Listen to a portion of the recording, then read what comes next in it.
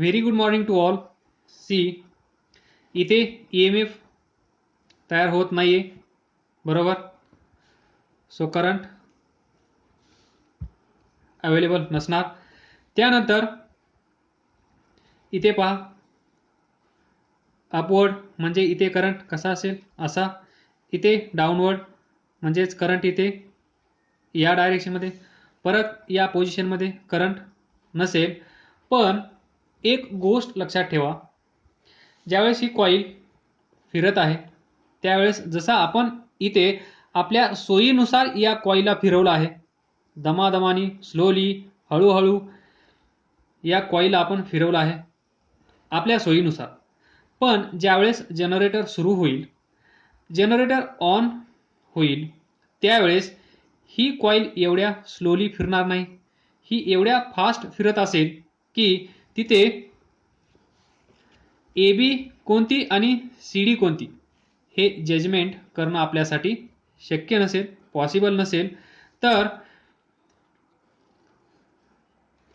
Within fraction of second CD इथे येत असेल, तेवढ्याच वेळामध्ये AB इकडे जात असेल, तर ही प्रोसेस खूप खूप फास्ट असेल. त्यामुळे तिथे पॉझिटिव्ह टर्मिनल, निगेटिव्ह टर्मिनल असं काही दिसून येणार नाही. तर या साईडचं कन्स्ट्रक्शन एकदम इझी आहे. तर एवढं आपल्या लक्षात आलं आहे, जनरेटरमध्ये due to this motion of this conductor there is EMF, आणि या EMF मुळे तिथे आहे करंट, बरोबर. त्याचं इक्वेशन आपण फाइंड करण्याचा प्रयत्न करूया या लेक्चरमध्ये. अजून एक लॉजिक तुमच्या लक्षात असू द्या. या पोझिशनमध्ये पहा, या पोझिशनला ही कॉईल अशी आहे, त्यावेळेस या कॉईलमधून एकही मॅग्नेटिक फील्ड लाईन्स पास होत नाही, म्हणजेच मॅग्नेटिक फ्लक्स किती आहे, 0. पण ज्यावेळेस ही कॉईल ही पोझिशन घेते त्यावेळेस पहा, इकडून येणाऱ्या मॅग्नेटिक फील्ड लाईन्स या कॉईलमधून जात आहेत आणि याच पोझिशनमध्ये maximum number of magnetic field lines pass होत असतील. आलं लक्षात. म्हणजेच इथे पहा, इथे 0 आहेत, या पोझिशनमध्ये maximum magnetic field lines pass होत असतील. आपण कन्सिडर करूया 10. त्यानंतर इथे पहा, परत इथे किती पास होत असतील, 0. परत इथे पहा किती, मॅक्सिमम. तर ही पोझिशन आणि ही पोझिशन, अँग्युलर डिस्प्लेसमेंट किती आहे, 0 to 90. किती आहे, 0 to 90. या पोझिशनमधून कॉईल ज्या वेळेस या पोझिशनला येते त्यावेळेस चेंज इन मॅग्नेटिक फ्लक्स किती होत आहे, that is delta phi is equal to, व्यवस्थित लक्ष द्या, या पोझिशनमध्ये त्या कॉईलमधून एकही मॅग्नेटिक फील्ड लाईन पास होत नाहीये. व्हेरॅज या पोझिशनमध्ये या कॉईलमधून इथून येणाऱ्या maximum number of magnetic field lines pass होत आहेत, त्या आपण कन्सिडर केल्या आहेत. समजा हा φ1 इज इक्वल टू 0, हा φ2 is equal to 10. Then change in magnetic flux किती असेल, φ2 मायनस φ1 किती येईल, 10 मायनस 0, 10. तर पहा, here is maximum change in magnetic flux passing through this coil. इथे एकही पास होत नव्हती. ज्यावेळेस ही कॉईल या पोझिशनमध्ये आली त्यावेळेस इमिडिएटली याच्यातून maximum magnetic field lines pass होत होत्या. तर चेंज आपण फाइंड केला, चेंज आला 10. इथे पहा, maximum number of magnetic field lines pass किती होत आहेत, 10. चेंज पण किती आहे 10, म्हणजे या वेळेस मॅक्सिमम EMF तयार होत असेल.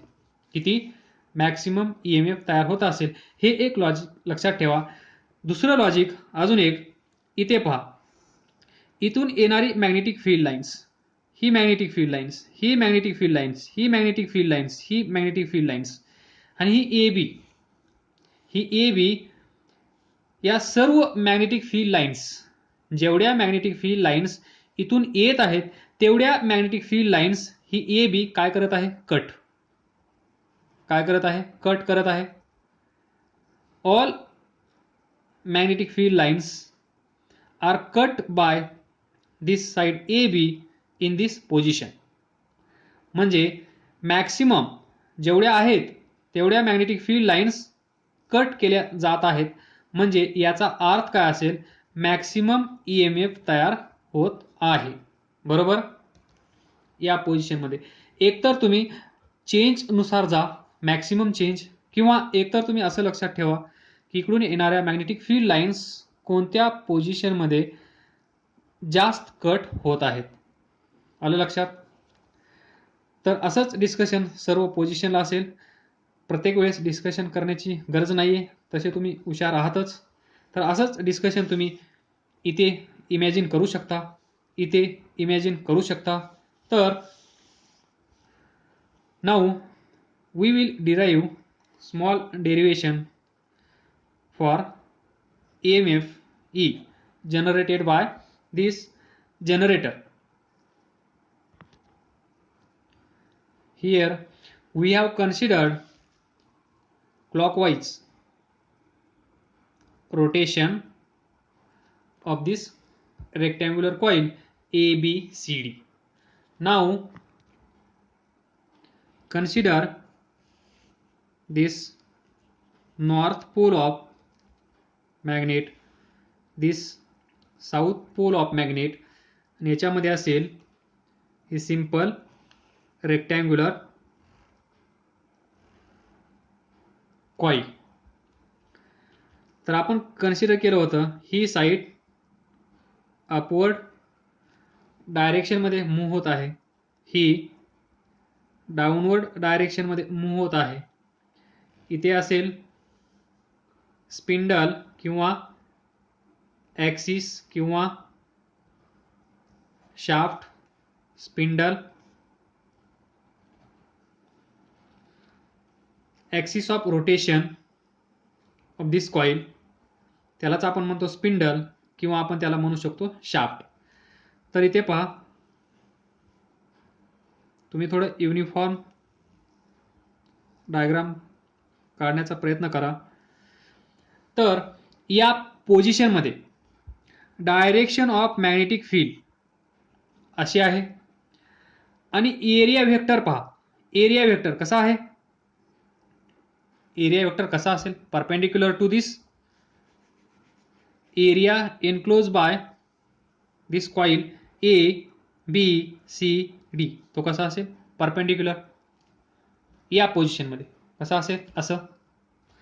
तर ही पोझिशन पहा, this direction of this area vector is perpendicular to this magnetic field, आहे की नाही. बरोबर. या दोघांमधला अँगल पहा, हा अँगल किती आहे, हा अँगल 90, म्हणजेच परपेंडिक्युलर. तर area vector A bar, magnetic field B बार, या दोघांमध्ये या पोझिशनला अँगल किती आहे, 90 डिग्री. तर ज्यावेळेस ही कॉईल अशी रोटेट होईल, पहा ही कॉईल अशी रोटेट होईल, थोडंसं इन्क्लिनेशन द्या, त्यावेळेस एरिया वेक्टर कसा असेल, असा. बरोबर. कारण तो याला परपेंडिक्युलर असला पाहिजे. हा असेल एरिया वेक्टर. त्यावेळेस डायरेक्शन ऑफ मॅग्नेटिक फील्ड कशी असेल, ती चेंज होईल का, नाही. तर ती अशी आहे, ती अशीच राहील, फ्रॉम नॉर्थ टू साऊथ. ही डायरेक्शन मॅग्नेटिक फील्डची, ही डायरेक्शन एरिया व्हेक्टरची. तर पहा या पोझिशनमध्ये ही कॉईल कशी आहे, थोडी रोटेट झाली आहे, समजा 45 डिग्रीमधून रोटेट झाली आहे. हा असेल एरिया वेक्टर, बरोबर. त्यावेळेस मॅग्नेटिक फील्ड कसा असेल, असं. तर इथे पहा या दोघांमध्ये अँगल आहे की नाही, हा अँगल आपण थीटा कन्सिडर करूया. इमॅजिन होत आहे का? तर पहा सर्व डिस्टर्ब करतो. परत एकदा पहा, ही कॉईल हॉरिझॉन्टल पोझिशनमध्ये आहे, ही अशी रोटेट होणार आहे. या पोझिशनमध्ये एरिया वेक्टर असा परपेंडिक्युलर असेल. त्यावेळेस मॅग्नेटिक फील्ड असा असेल. म्हणजे या पोझिशनला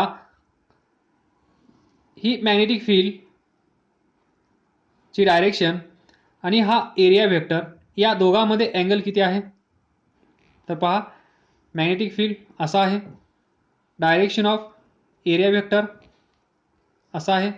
तर इथे पहा इथे अँगल किती आहे, 90.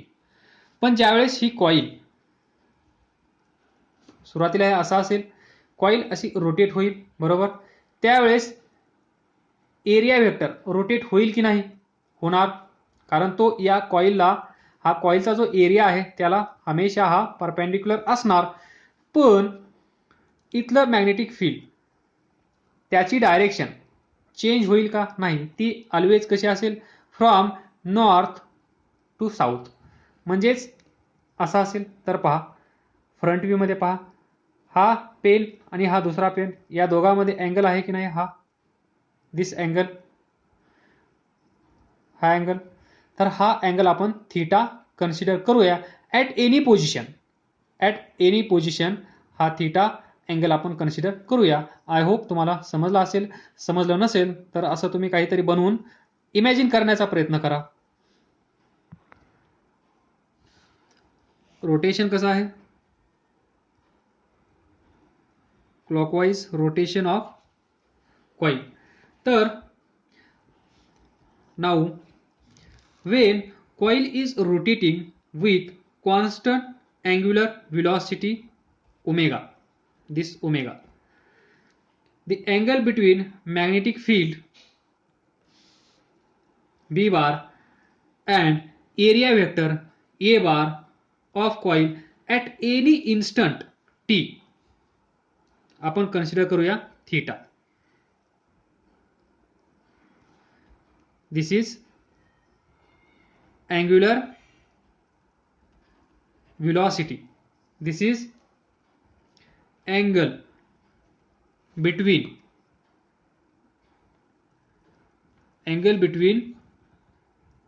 B bar and A bar at any instant, at any position of coil, at any instant t. Theta is equal to किती असेल, तुम्हाला माहित आहे, omega T. This horizontal position.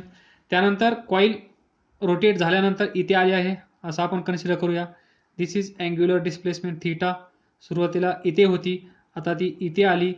तर हे किती असतं, सर्वांना माहित आहे, theta. This curve theta is equal to rotation with angular velocity omega, time required to reach here from this position is t. Here theta is equal to omega t. This theta is equal to omega t. मग तुम्हाला माहित आहे as theta is equal to 0, theta is equal to 0 म्हणजे ही position इथे दाखवलेली initial horizontal position. Theta किती असेल, बी असाच आहे, बरोबर. इथे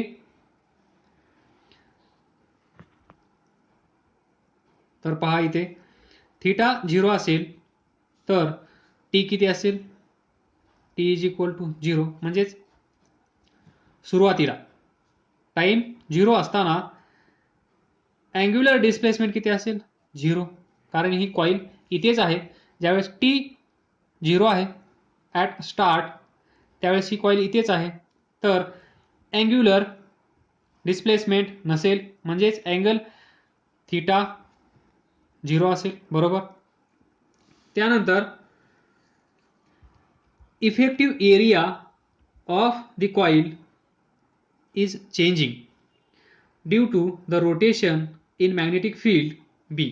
हे तुम्हाला भरपूर वेळा मी करून दाखवलं आहे.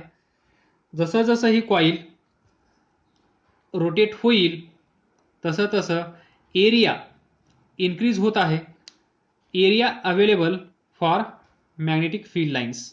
यावेळेस एकही मॅग्नेटिक फील्ड लाईन्स या एरियामधून जाणार नाही, कारण डायरेक्शन ऑफ मॅग्नेटिक फील्ड अशी आहे आणि हा एरिया वेक्टर त्याला परपेंडिक्युलर आहे. म्हणजेच ही कॉईल या प्लेनला पॅरलल आहे. त्यावेळेस ही मॅग्नेटिक फील्ड लाईन इकडून येईल, अशीच वरच्या साईडने निघून जाईल. पण ज्यावेळेस ही कॉईल अशी असेल त्यावेळेस ही मॅग्नेटिक फील्ड लाईन याच्यामधून पास करेल. म्हणजे depends upon area. Phi is equal to B A तुम्हाला माहीत आहे. या अगोदर पण आपण डिस्कस केलं आहे याच लेक्चरचं पहिला पार्ट. तर we know that this phi B is equal to B dot B bar dot A bar is equal to B bar B A cos theta. तर initially when T is 0 theta is 0. बरोबर. तर तुम्हाला माहित आहे phi B is equal to B A cos थीटाची value किती आहे omega T. So omega T. We get number of magnetic field lines passing through this coil. व्यवस्थित imagine करा. बरोबर. या कॉईल मधून पास होणाऱ्या मॅग्नेटिक फील्ड लाईन्स आणि कंबाइनली याला आपण म्हणतो मॅग्नेटिक फ्लक्स. त्यानंतर आपल्याला माहित आहे Faraday's law. According to or by this law, according to Faraday's law of electromagnetic induction, induced EMF E is given by minus or negative of d phi b by dt, that is rate of change of magnetic flux. rate of change of magnetic flux याचं negative म्हणजेच EMF याला आपण काय म्हणतो second law of Faraday for EMI electromagnetic induction. आणि हा law कशासाठी आहे for one turn.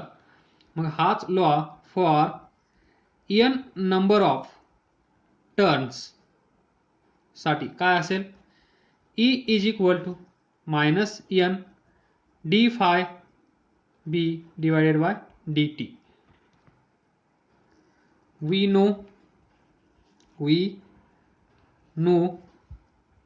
Five B is equal to B A cos omega T. त्यानंतर we know E is equal to minus n D phi B divided by D T 1 2 for n number of turns. Put this value of magnetic flux in this equation. So E is equal to minus n d by dt b a cos omega T.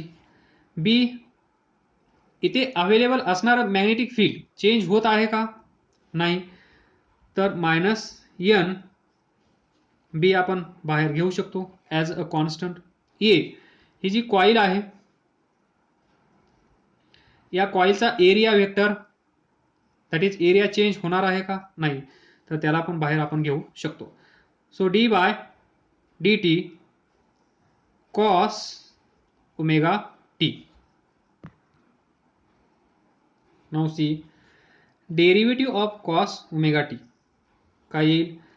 Minus N B A कॉसचा derivative minus sine omega T, त्यानंतर या omega टीचा derivative with respect to T काय असेल? Omega. तर minus minus plus N B A हा omega हा sine omega T. This is E. What is this? This is EMF generated by generators. तर इथे पहा मॅक्सिमम इंड्यूस EMF किती असेल आणि कधी असेल? तर मॅक्सिमम इंड्यूस EMF जेव्हा साइन ओमेगा टी प्लस और मायनस 1 असेल तेव्हा, त्याच वेळेस मॅक्सिमम इंड्यूस EMF तयार होत असेल. E max is equal to N B A this omega. ज्यावेळेस sine omega T is equal to plus और मायनस 1 असेल त्यावेळेस. आणि याला आपण कन्सिडर करूया ई नॉट. बरोबर. एन बी ए ओमेगा म्हणजेच मॅक्सिमम EMF म्हणजेच ई नॉट. तर हेच आपण इथे ठेवूया equation 3. So from equation 3 E is equal to काय भेटेल आपल्याला? N B A omega is equal to E naught. So E naught sine omega t. हे पण एक इक्वेशन लक्षात ठेवा. Another form. त्यानंतर यालाच आपण असं लिहू शकतो E is equal to E naught sine omega म्हणजेच 2 phi f t, where f is frequency. तर फ्रिक्वेन्सी बद्दल जास्त बोलण्याची गरज नसावी. Where f is frequency of revolution of coil. ही जी कॉईल आहे या कॉईलची frequency. F is frequency of revolution of coil. बरोबर. हे लक्षात ठेवा. आणि आपल्याला माहित आहे sign omega T is equal to plus और मायनस 1. म्हणजे प्लस 1 आणि मायनस 1 याच्यामध्येच ही व्हॅल्यू चेंज होत आहे. That is value of sine omega T varies between plus 1 and minus 1. त्यावेळेस काय होत असेल पहा. ज्यावेळेस प्लस 1 असेल त्यावेळेस EMF पॉझिटिव्ह असेल. ज्यावेळेस मायनस 1 येईल त्यावेळेस EMF काय असेल? मायनस. व्हॅल्यू तेवढीच असेल. Value that is magnitude change होणार नाही पण डायरेक्शन चेंज होईल. म्हणजेच पोलॅरिटी. याला आपण काय म्हणतो? प्लस मायनसला काय म्हणतो? Polarity. That is the polarity of EMF changes with time. आलं लक्षात?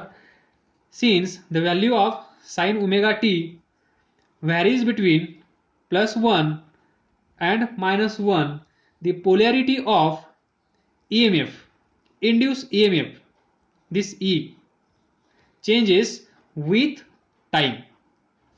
एकदा प्लस 1 एकदा minus 1 multiplied by this value. इथे पण multiplied by this value. Plus एकदा मायनस एकदा, प्लस एकदा मायनस एकदा. आणि हे पण आपल्याला माहित आहे. काय माहित आहे? मॅक्सिमम इंड्यूस EMF कधी आहे, मिनिमम इंड्यूस EMF कधी आहे हे पण आपण डिस्कस केलं आहे या अगोदर.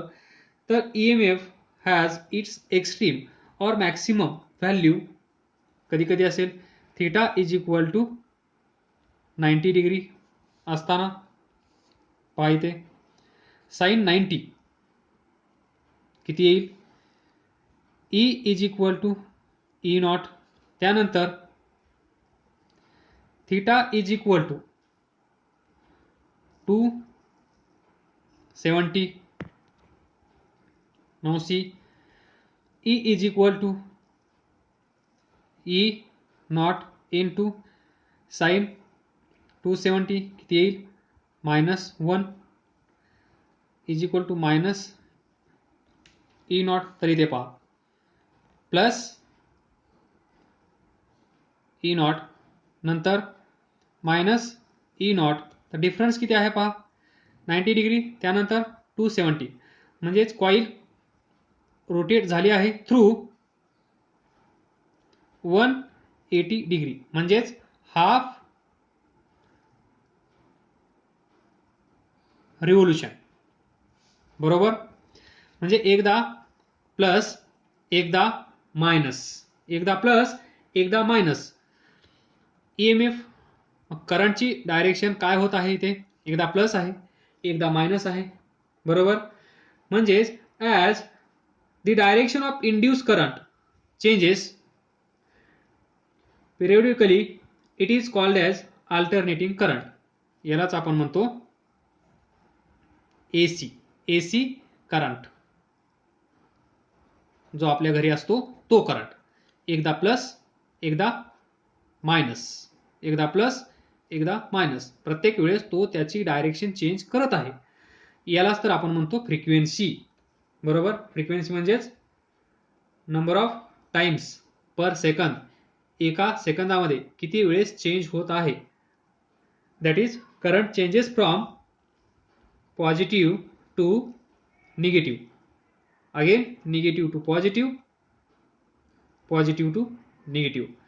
तर आपल्या भारतामध्ये लक्षात ठेवा, that is domestic electrical current varies at frequency 50 cycles पर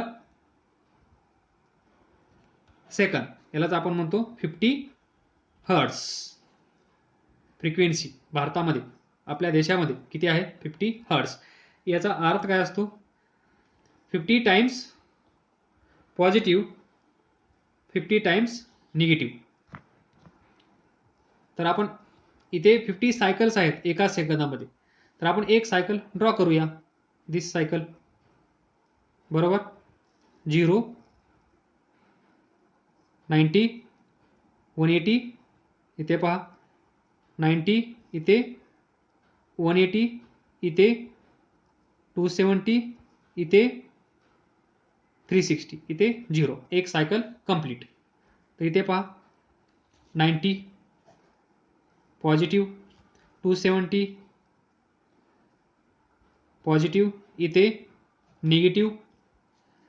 तर या सायकलमध्ये पहा एका सायकलमध्ये एक वेळेस पॉझिटिव्ह आहे आणि एक वेळेस निगेटिव्ह आहे. पण आपल्याकडे किती सायकल्स आहेत 50 सायकल्स. मग 50 सायकल्स असतील तर आपल्या घरी जो करंट आहे तो किती वेळेस पॉझिटिव्ह होत असेल एका सेकंदामध्ये. एका सायकलमध्ये एक वेळेस पॉझिटिव्ह, तर 50 सायकलमध्ये 50 वेळेस पॉझिटिव्ह, 50 टाइम्स पॉझिटिव्ह. याच सायकलमध्ये एका सायकलमध्ये एक वेळेस निगेटिव्ह आहे, तर 50 सायकल्समध्ये किती वेळेस निगेटिव्ह असेल, सो 50 टाइम्स निगेटिव्ह, टोटल 100, बरोबर. Plus minus plus again minus plus again minus.